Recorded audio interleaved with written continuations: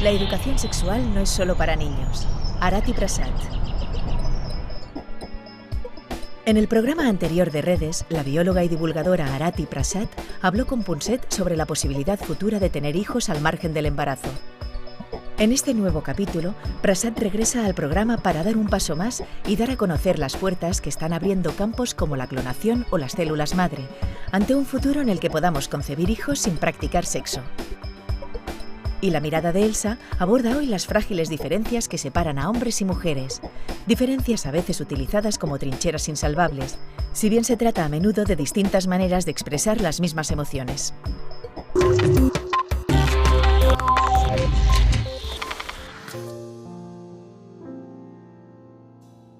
Hace unos 148 millones de años, a nuestros ancestros mamíferos les sucedió algo que hizo que desde entonces siempre necesitaran un padre y una madre para reproducirse.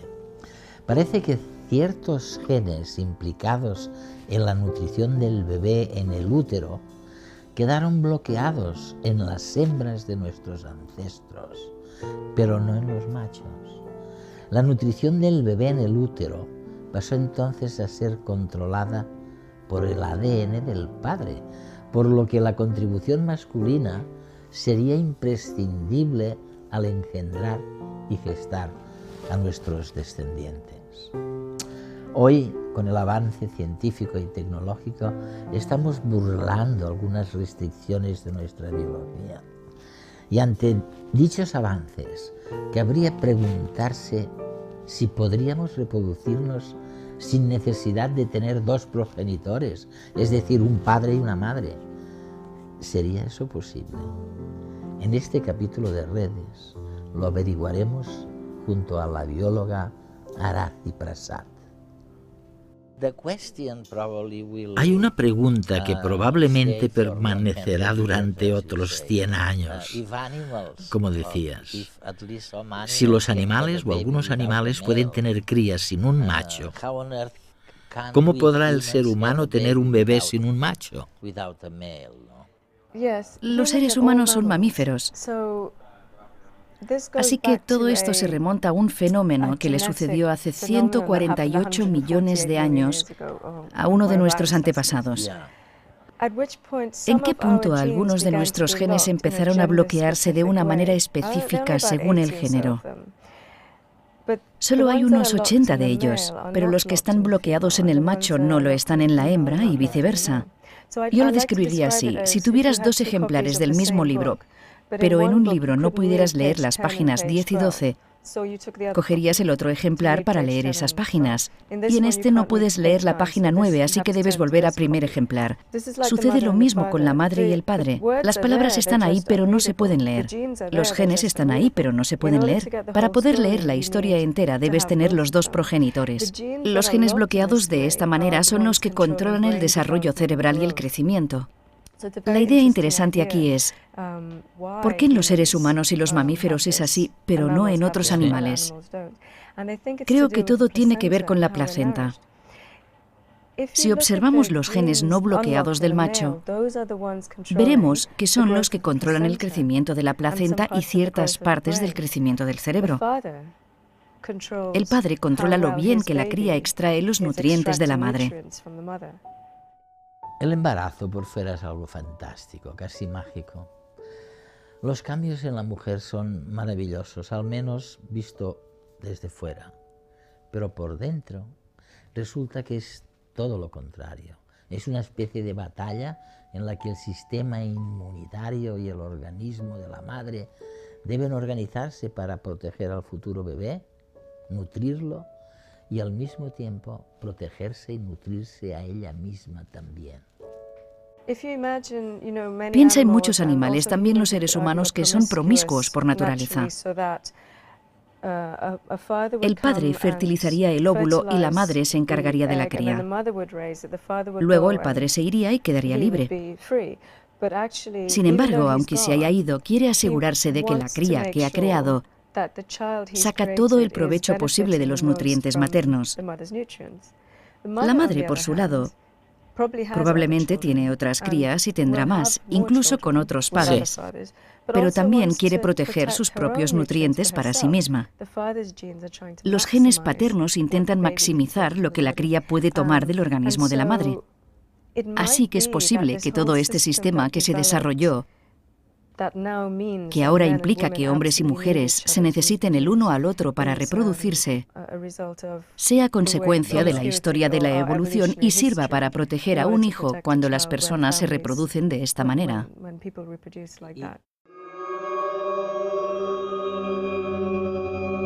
Al principio no había sexo.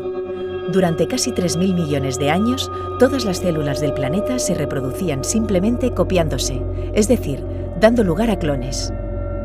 Esas células se llaman procariotas y todavía dominan la Tierra.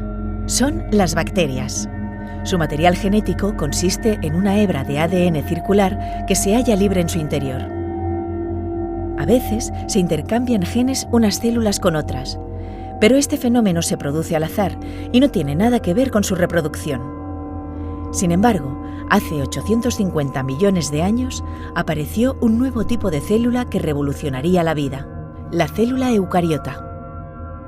A diferencia de las bacterias, su ADN está empaquetado en cromosomas y encerrado dentro de una cápsula, el núcleo, así que los intercambios genéticos al azar ya no son posibles. La mezcla de material genético solo se produce ahora a través de un complejo proceso. Dos células han de fusionarse para compartir su ADN, dando lugar a una nueva célula que es una mezcla única de los genes de las progenitoras. Lo llamamos reproducción sexual. Y como consecuencia de esto, aparecen células muy variadas que dan lugar a todos los tejidos que conforman los hongos, las plantas y los animales. Gracias a estas células existe la enorme variedad de seres vivos que conocemos. Sin embargo, el apareamiento, al menos en los animales, también tiene sus desventajas. Encontrar una pareja requiere una gran inversión de tiempo y energía, y el mismo acto sexual puede ser costoso y a veces incluso peligroso. Así que cabe preguntarse si no sería mejor reproducirnos como lo hacen los habitantes más antiguos de nuestro planeta, las bacterias. ¿No sería más sencillo?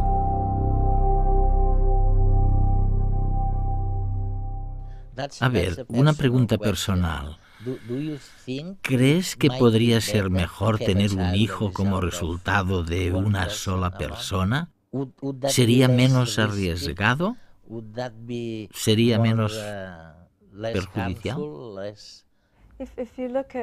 Contemplemos los orígenes del sexo. Partamos de los animales que no tienen sexo, que son muchos. En biología hay algo que llamamos la paradoja del sexo, que afirma que el sexo es potencialmente peligroso para las hembras. Puede causarles daños, puede contagiarles virus y además diluye el ADN materno, ya que cada cría recibe solo la mitad de su ADN. En términos reproductivos, sería mucho más eficiente transmitir todo tu ADN a tu hijo que tener dos individuos, ya que así solo tendrías que copiarte a ti misma.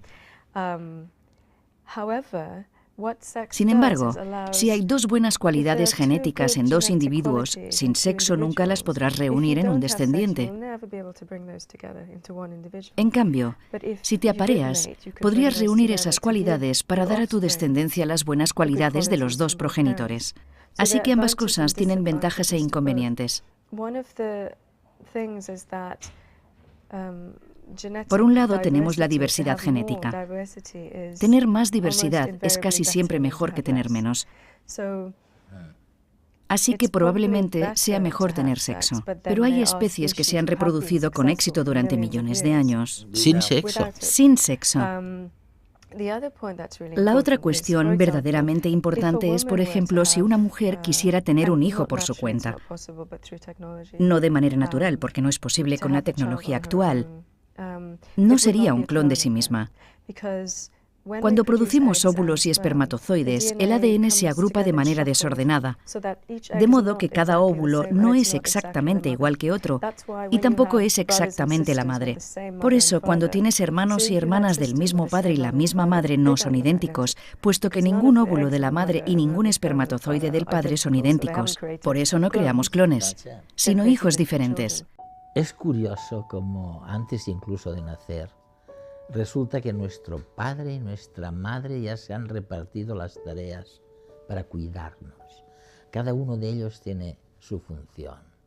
Y es algo puramente biológico, promovido por las señales moleculares que se generan dentro de nuestras células. Mientras los genes del padre controlan el desarrollo y correcto funcionamiento de la placenta, los genes de la madre controlan el crecimiento del embrión. Realizaron estudios con ratones a partir de la siguiente cuestión. Si necesitamos 2 series de ADN para procrear, ¿por qué esas 2 series no pueden venir de un macho o de una hembra? Ya que son 2 series. ¿Cuál es la diferencia? Así que tomaron 2 muestras de ADN de 2 óvulos e intentaron crear una cría de ratón con ellos.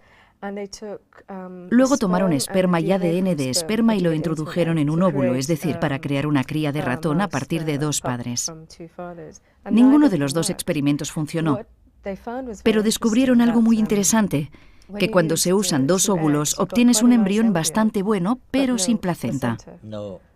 De otro modo, se obtiene una buena placenta y tejidos de crecimiento, pero un embrión muy malo. A esto es lo que me refería. Los genes del padre controlan la placenta y los tejidos de crecimiento, mientras que la madre controla el crecimiento del embrión. En ese momento nos dimos cuenta de que es algo biológicamente establecido en nuestros genes. Sin embargo, creo que en el año 2004 un grupo de científicos japoneses observó estos genes bloqueados. No había muchos. Los de los ratones son los mismos que están bloqueados en el ser humano. Podría decirse que son los mismos. Desbloquearon 2 de esos genes de control. Los genes del centro de control, algo así como el cerebro que controla el resto de los genes. Pudieron hacer algo que nunca antes se había hecho. Descubrieron que los bloqueos que se daban en los genes no son permanentes. Vienen y van durante el desarrollo del óvulo y también del embrión. Así que no es algo fijo, sino que cambia con el tiempo y según la etapa de desarrollo. Tomaron un óvulo maduro, listo para ser fertilizado, de una rata y otro óvulo muy temprano e inmaduro de otra rata, porque ese bloqueo aún no se había establecido. Y tomaron los genes. Lo que hicieron con el óvulo inmaduro fue hacer que genéticamente se pareciera a un espermatozoide, y lo utilizaron para fecundar el óvulo. Por primera vez en la historia obtuvieron una rata con 2 madres y sin padre. Esa rata, que fue hembra, consiguió tener sus propias crías. Era fértil.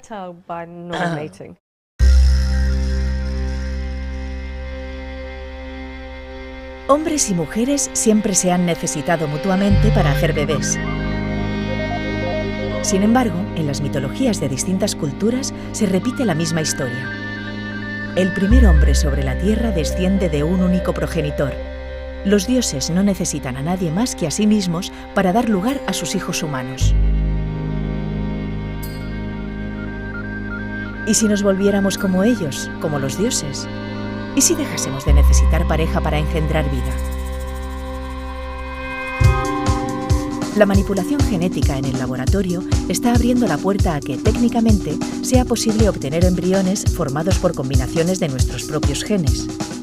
Para ello, solo necesitaríamos nuestro propio depósito de óvulos, espermatozoides o incluso células madre. Luego, la gestación posterior sería posible mediante un útero artificial donde incubar estos embriones bajo condiciones controladas.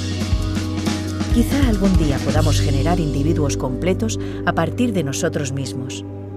Gracias a ello, mujeres que no pueden concebir, parejas gays o cualquier persona tendrían la opción de ser madre o padre.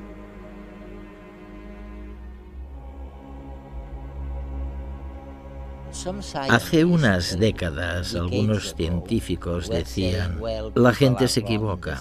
Se referían a que prestamos demasiada atención al físico y que nos enamoramos por el físico en lugar de hacerlo por la proyección genética futura. En cierto modo, tu manera visionaria de ver el sexo nos hace recordar que lo importante es cómo acaba todo este proceso. Y que nosotros y nuestras sociedades estamos cambiando. Por ejemplo, uno de los motivos por los que las mujeres tienen hijos más tarde es porque reciben más formación. Sí.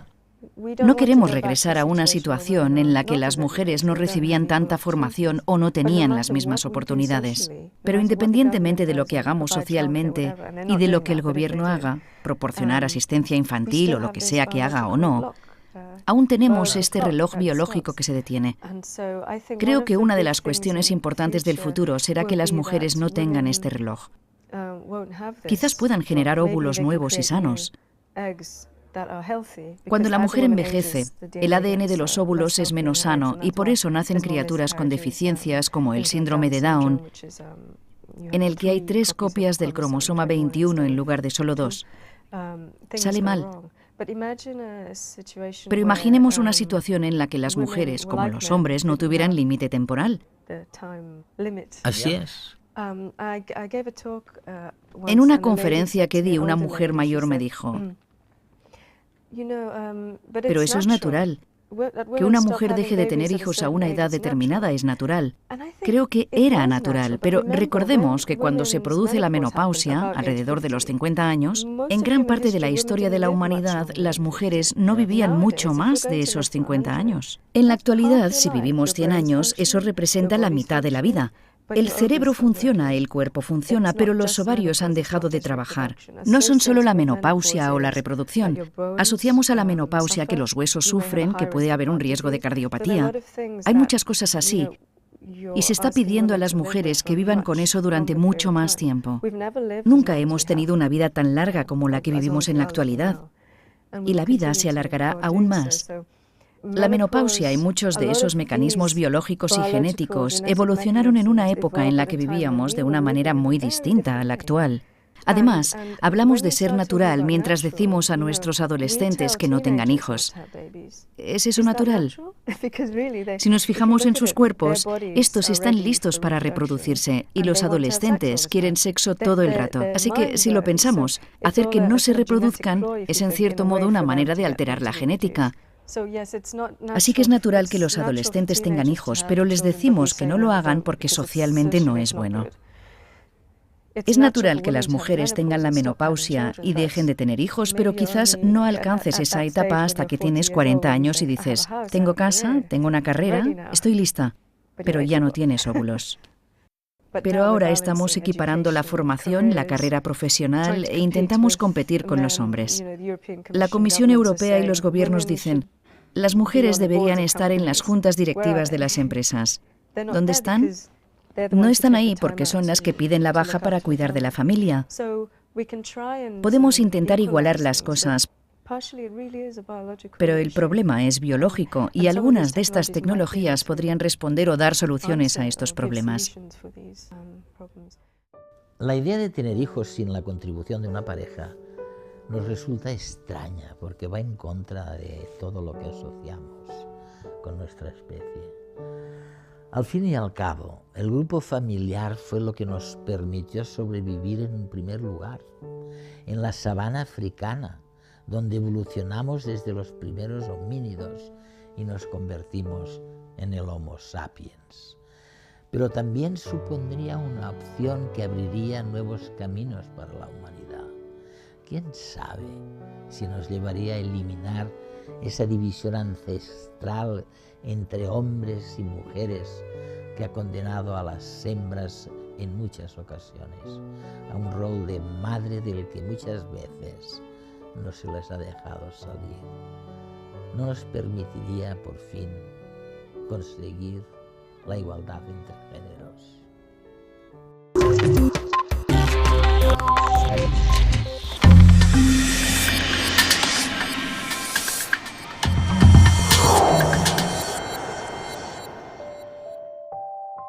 Todos los seres vivos nos reproducimos de dos formas básicas, sexual y asexual.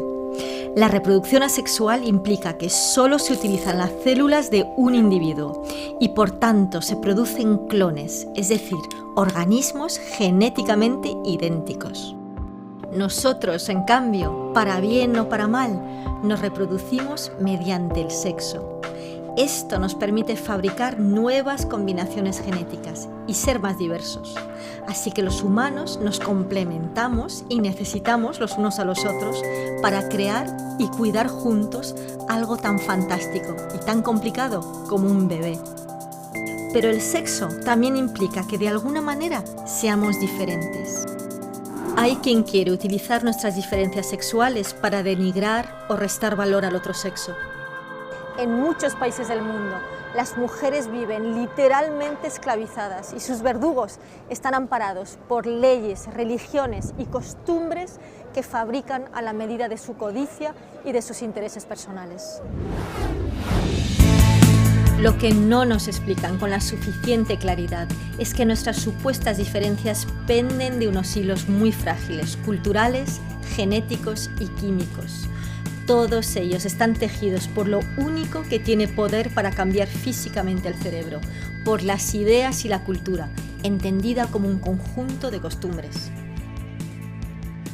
Por una parte están los estereotipos. Por ejemplo, habéis oído muchas veces que parece que los hombres no sienten igual que las mujeres. ¿Tú qué crees? ¿Hombres y mujeres sienten lo mismo?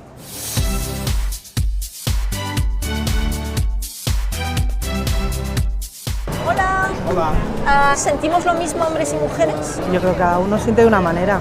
A nosotros nos gusta más el orden, el tener las cosas en su sitio. En todo, yo puedo ser más pasional, el menos, yo más cariñosa, el menos, o sea, todo así. De pequeño me gustaban las pistolas, los carros de combate. A nivel de nuestras edades hay una diferencia tremenda. Ahora ya la juventud es diferente. Ah, les educaron para ser muy diferentes. Exactamente. ¿Sentís lo mismo? No, bueno, yo creo que así. ¿Tú crees que sí, tú crees que no? Yo creo que los hombres tenemos mejor sentimiento que las mujeres. ¿Menos o más? Más. ¿Más sentimientos? Yo creo que sí. Creo que hay una psicología masculina y una femenina. Yo creo que sí que sienten igual, pero que lo exteriorizan totalmente diferente. Igual no lo muestran tanto. Igual no lo demuestran tanto. La verdad es que hombres y mujeres sienten lo mismo, pero lo expresan a veces de forma diferente. Por ejemplo, las mujeres cuando están estresadas necesitan hablar, porque generan progesterona que las calma. Y es que una mujer usa unas 25.000 palabras al día de media frente a los 12.000 que utiliza un hombre.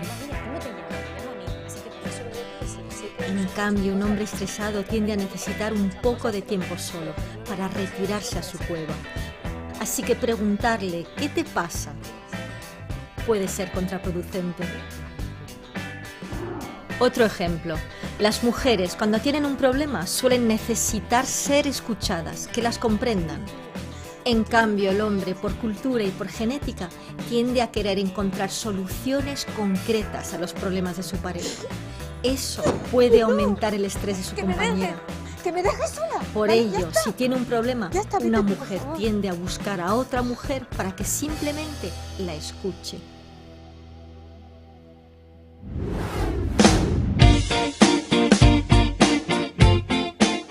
¿Tú cuando estás un poco estresado, qué te gusta hacer?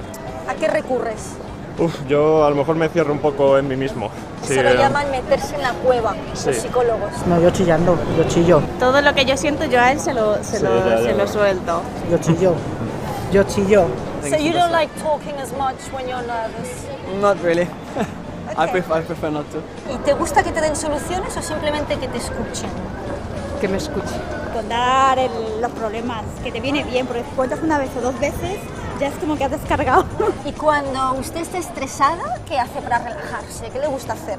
¿Qué me gusta hacer? Sí. Irme a la peluquería. Pero ojo, porque nada de esto es inmutable.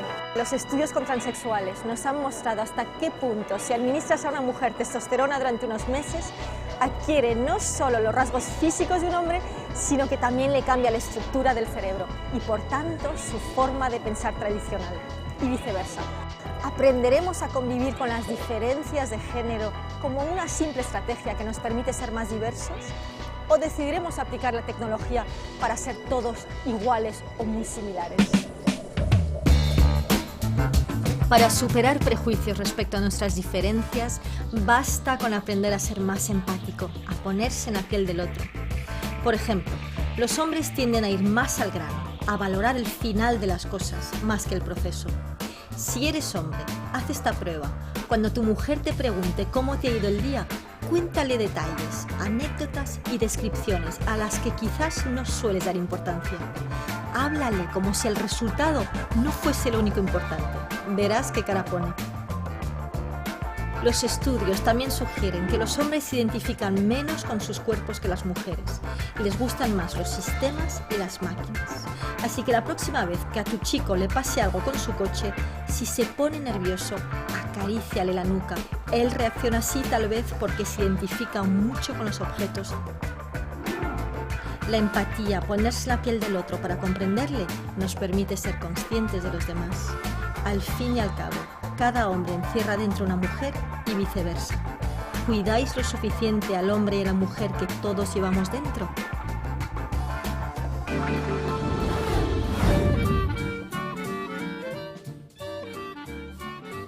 ¿Usted sabe que cuando estaba en el vientre de su madre fue un feto femenino durante por lo menos 7 semanas? Pues sí. Hay una mujer dentro de cada hombre. ¿Usted no sabía eso? Sí, pero me da mucha rabia reconocerlo. Las diferencias son válidas si nos enriquecen. Si solo sirven para despreciarnos y dividirnos, probablemente lleguemos a la conclusión de que como nuestras diferencias son tan frágiles, tan tenues, podemos decidir borrarlas en pocas décadas. ¿Tú qué prefieres? No es magia, es inteligencia emocional.